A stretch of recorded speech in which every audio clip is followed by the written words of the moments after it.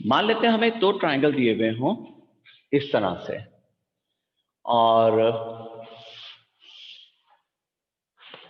Triangle ABC or triangle DBC, right angle at B. This angle is 30 degrees, suppose, and this bigger one is 60 degrees. Okay. If AD is 5 meter, the distance between A and D is 5 centimeter. We have to calculate the value of BD, means the length of BD and BC. We have to calculate X and Y in this figure. Can we? कोशिश करें. Yes, sir. Yes, sir. चलो. Who is going to help me?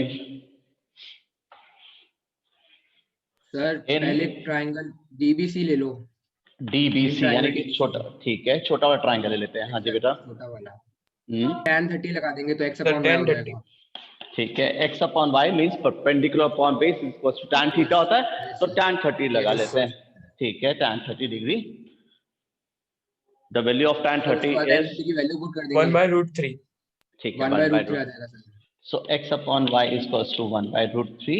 So √3 x is equals to y. ठीक है, ये आपकी first equation. Because we are having two variables, so let's call it first relation, right? एक और relation चाहिए बेटा, कैसे लाएंगे?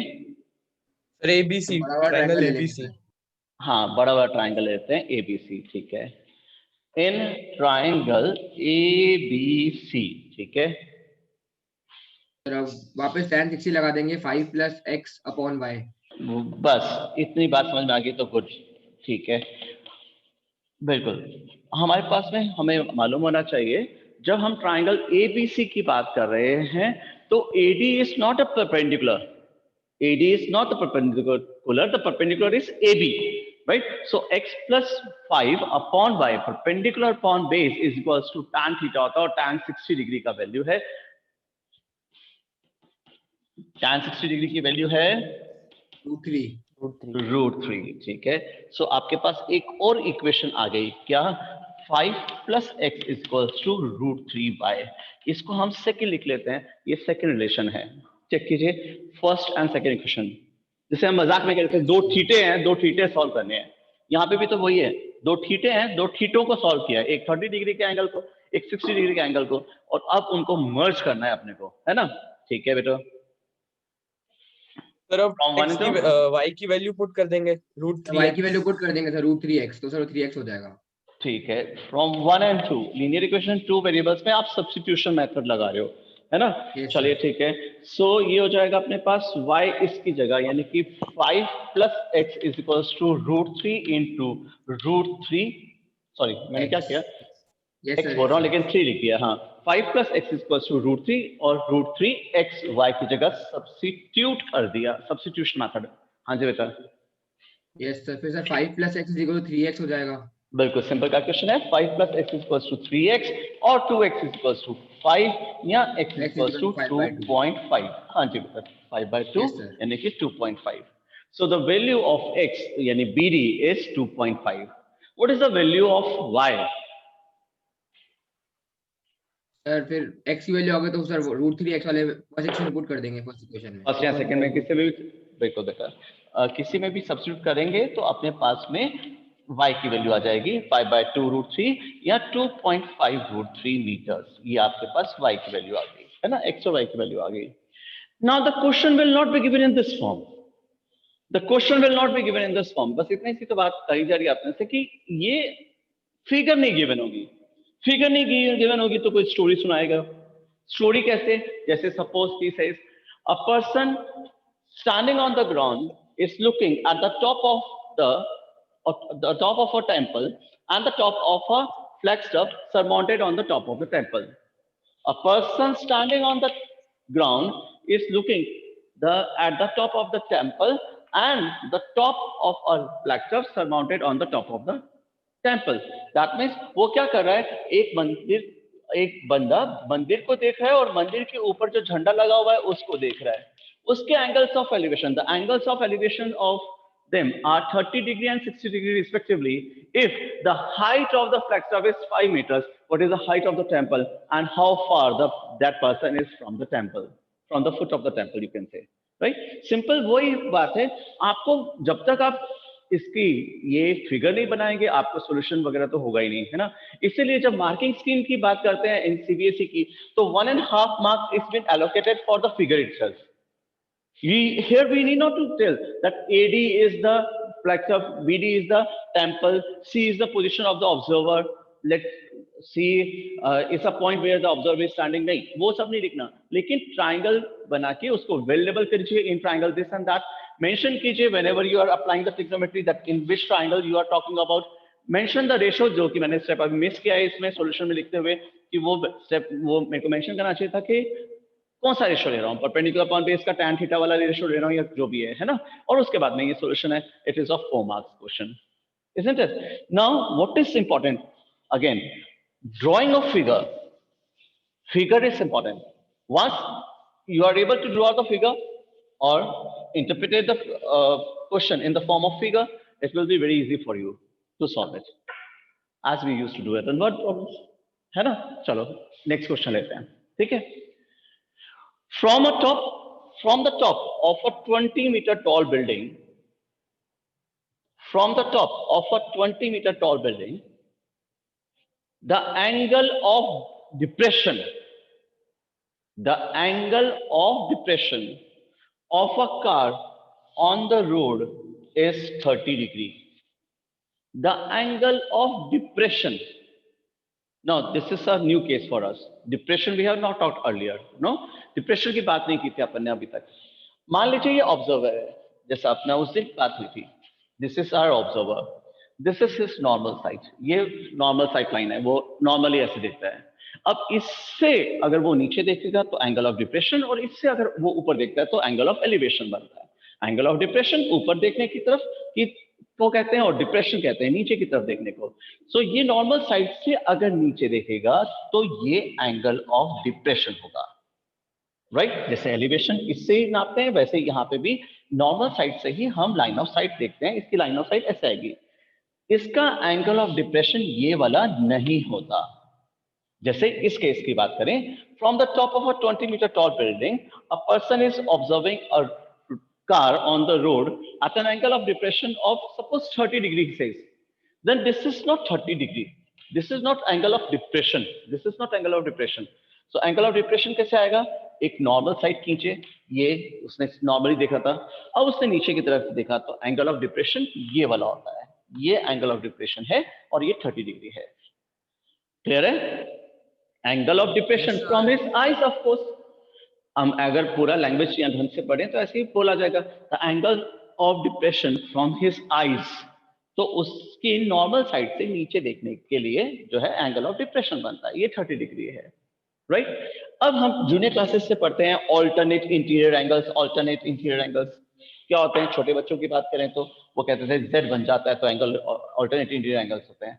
इसका मतलब ये एंगल और ये angle, if the lines are parallel, of course these angles are alternate angles and they are equal. So by the concept of alternate interior angles, this angle should also be equals to 30 degree. Now again here it is important, you are not going to mention it, you are not supposed to write it that why they are equal and all, but you are supposed to mark them. That means you will not directly mark that angle of elevation is 30 degree. उसने question में angle of elevation बोला ही नहीं था. वो बंदा यहाँ पे खड़ा ही नहीं था, बंदा तो यहाँ है, उसकी आंखें तो यहाँ होंगी, और एंगल ऑफ डिप्रेशन की बात हो रही थी. तो एंगल ऑफ डिप्रेशन क्यों मार्क नहीं किया गया? तो उसका शॉर्टकट नहीं मारना है, लेकिन इतनी डिटेल में भी नहीं जाना है कि उसको बताने लग जाए कि ऑल्टरनेट इंटीरियर एंगल के कंसेप्ट से ये 30 डिग्री हो गया. ये वो कहने का मतलब ये, अगर वो कह रहा है एंगल ऑफ डिप्रेशन है तो उसे मार्क कीजिए एंगल ऑफ डिप्रेशन को. उसके ऑल्टरनेट कंसेप्ट से आपने 30 ले लिया, कोई बात नहीं, मत मेंशन कीजिए. Triangle ABC में C is the location of car, A is the location of the observer, AB is the star. You need not to discuss this. You need not to supposed to write it. Okay, you will move to that question directly. Like suppose a person is standing on the top of a 20-meter tall building and he is looking at a car on the road at an angle of depression of 30 degree. How far is the car from the foot of the building? How far is the car from the foot of the building? Now, after making the figure, tan theta की help ले ले. tan theta simply. Yes sir, tan simple. हो जाएगा. Triangle Simple. ABC. ठीक है, so AB upon BC is equals to tan theta, that means tan C. So 20 upon X is equals to tan 30 degree, and tan 30 degree is 1/√3. 1/√3. because इस chapter के and से पहले ही आपको सारी values tan की तो याद हो जाएंगी कम से कम, है ना? X is equal to 20√3. Right, the height of the building is 20√3. In this example, it was a very simple example with involving one theta only, one angle of observation only. But it should be clear that this angle is not the angle of depression. ये angle of depression नहीं होता, ये angle of depression नहीं है. ठीक है, angle of depression कैसा होता है? नॉर्मल साइड से नीचे जो देखते हैं, ये लाइन ऑफ साइट हो गई, ये लाइन ऑफ साइट के साथ जो एंगल बनता है, ये एंगल ऑफ डिप्रेशन होता है. क्लियर? चलो एक दो एंगल ऑफ डिप्रेशन की बात करते हैं, फिर कल बात करेंगे उन क्वेश्चंस की जिसमें हाइट ऑफ ऑब्जर्वर नेग्लिजिबल नहीं होती, इग्नोर नहीं कर सकते, जिसमें हाइट ऑफ ऑब्जर्वर भी सॉरी दी हुई होती है. चलो सर कोशिश करते हैं. हाँ जी बेटे. एक्सक्यूज मी सर, इस क्वेश्चन में हम वहाँ पे थीटा ए पे नहीं ले सकते थे को इंटीरियर एंगल्स लेके? नीचे 90 और ऊपर भी 90 हो जाएगा, तो 90 माइनस 60. ले सकते हैं, ले सकते हैं, ले सकते हैं. 60 डिग्री से लेते तो अपन cos थीटा के लिए सॉल्व करते थे इस क्वेश्चन को, है ना? हाँ सर. हाँ बिल्कुल. अगर एंगल चेंज कर रहे हैं तो याद रखिएगा रेशियो भी चेंज होगा, और ऑफ कोर्स हम उसके हिसाब से फिर साइन नहीं लेके सॉरी tan ना लेकर के कॉट ले लेते. मैं कॉस बोल रहा हूँ गलती से, कॉट ले लेते हैं. ठीक है. Yes. चलिए बेटा नेक्स्ट क्वेश्चन देखते हैं. As observed from the top of a building, as observed from the top of a building, is it clear where the observer is? At the top of the building, sir. Right, at A. No, so मेरा suggestion है कि उस जगह पे ना थोड़ा सा ऐसे मोटा कर दिया करो पॉइंट, ताकि याद रहे कि ऑब्जर्वर यहाँ पे, आईज उसकी यहाँ पे है. ठीक है. चलो. As observed from the top of a building, the angles of depression of two consecutive kilometer stones. As observed from the top of a building, the angles of depression, not angle, he says angles. Angles of depression of two consecutive kilometer stones on the same side of it are 30 degree and 60 degree respectively. दो triangle बनेंगे और दो stones हैं. इधर बनाओ, इधर बनाओ, उधर बनाओ, कैसे बनाओ? सेम साइड, कोई भी Sir, एक right कोई side, भी दोनों एक साइड में होंगे. दोनों एक साइड में होंगे. गुड. चलिए ये किलोमीटर स्टोन पहला है, ये किलोमीटर स्टोन सेकंड है, मान लेते हैं. ठीक है. ओके. अब क्वेश्चन को वापस रिपीट करता हूं. As observe from the top of a building, the angles of depression of two consecutive kilometer stones on the same side of it are 30 degree and 60 degree respectively. That means one of them is 30 and another one is 60. Again, angles of depression बोला है तो मुझे angle of depression mark करने पड़ेंगे, क्योंकि मुझे 1.5 marks चाहिए figure का. ठीक है. हाँ जी. So which one is? बाहर वाला which one ये 30 होगा सर. ठीक है, ये 30 होगा और ये 60 डिग्री होगा, यानी कि 60 होगा. ठीक है. तो ऑल्टरनेट कंसेप्ट से अपने आप है. हाँ, जो पास वाला एंगल है वो बड़ा होगा, दूर वाला जो है वो छोटा होगा, अपने आप ही, है ना? ठीक है. Alternate right. What is the height of the building in metres? What is the height of the building in metres?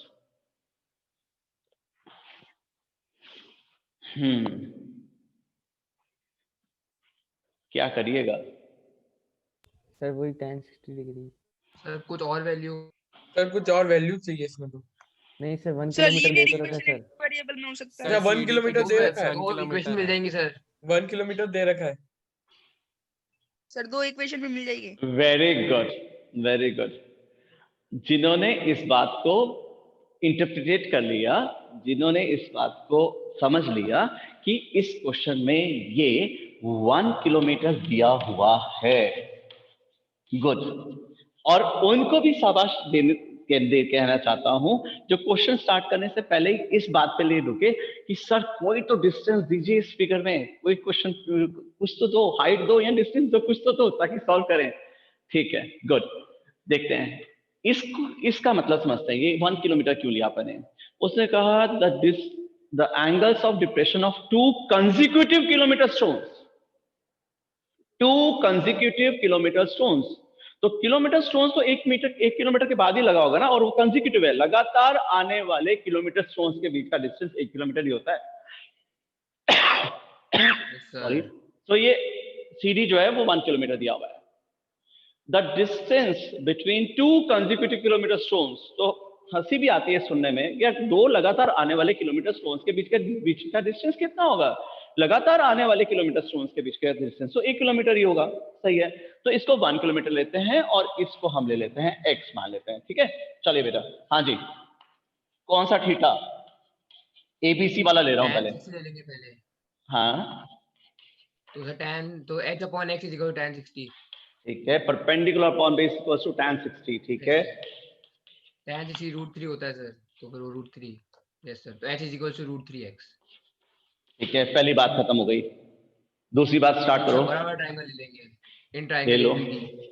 In triangle ABD, okay. Sir उसमें हो जाएगा h upon x plus 1 is equal to tan 30। ठीक है, अब मुझे ये x plus 1 की story समझाने की जरूरत नहीं कि h upon 1 नहीं होगा, ये x plus 1 होगा, है ना। It's equals to tan 60 degree 30 degree. Yes sir, तो h upon 1 plus x is equal to 1 by √3। तो बस सब सर h की वैल्यू पुट कर देंगे, यस सर। ठीक है, सो आपने कहा from 1 and 2 linear equation two, बस ये फिगर देखिए बहुत कॉमन सी वही फिगर है। शायद सबसे पहला एग्जांपल ही हमने 2 थीटे का ये लिया होगा कि एक ही तरफ पॉइंट्स हैं, दोनों के दोनों, एक 60 डिग्री का एंगल है, एक 30 डिग्री का एंगल है, या 30 डिग्री का है, 45 का कॉम्बिनेशन है, ऐसा कुछ। और अगर हम इसको सॉल्व करें तो यहाँ पे अपने पास h की जगह √3x आएगा। सो h की जगह √3x into √3 is equals to 1 plus x आएगा। 3x is equals to 1 plus x, तो sir 2x is equal to 1, तो x is equal to 1 by 2। ठीक है, x is equals to 1 by 2, तो h क्या आएगा?